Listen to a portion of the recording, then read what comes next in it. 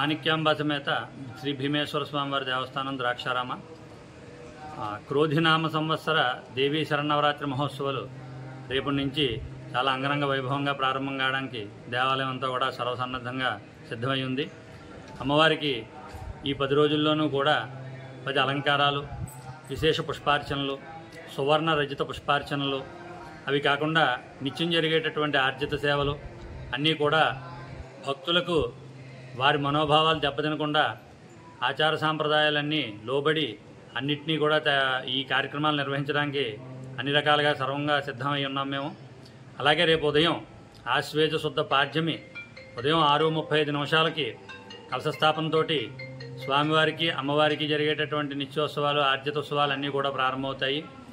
అలాగే 9వ తారీఖు ఉదయం 9:30 మూలా నక్షత్రం రోజుని అమ్మవారికి సరస్వతీ పూజలు నిర్వహించి మనకి చుట్టుపక్కల ఉన్నటువంటి గ్రామాల్లో ఉన్న బాలలందరికీ కూడా పుస్తకాలు, పెన్నులు పంపిణీ చేయడం జరుగుతుంది.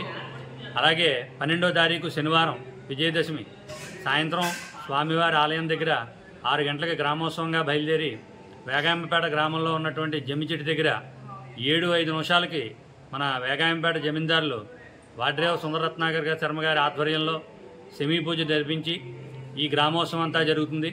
ఈ ఉత్సవాలన్నింటినీ కూడా మన కార్యనిర్వహణాధికారి గారు, అర్చకులు, గ్రామస్తులు, పురోహితులు అందరూ కూడా దగ్గరుండి పర్యవేక్షించడం జరుగుతుంది. ఓం నమః శివాయ. పంచారామ క్షేత్రాల్లో ఒకటైన అదేవిధంగా త్రిలింగ క్షేత్రాల్లో ఒకనైనటువంటి ద్రాక్షారామంలో వేంచేసి ఉన్న శ్రీ మాణిక్యాంబ సమేత శ్రీ భీమేశ్వర స్వామివారి దేవస్థానంలో శరన్నవరాత్రి ఏర్పాట్లన్నీ కూడా పూర్తి చేయడం జరిగిందండి.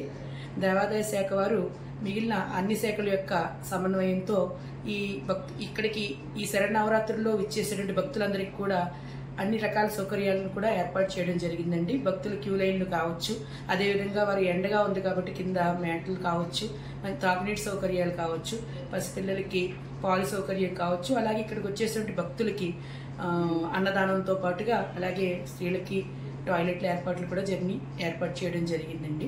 ఈ దసరా మహోత్సవాల్లో భక్తులందరూ కూడా శ్రీ మాణిక్యాంబ అమ్మవారిని దర్శించుకుని, అదే స్వామివారిని కూడా దర్శించుకుని ఆమె కృపా కటాక్షాలకు పాత్రలవ్వాలని కోరుతున్నాను.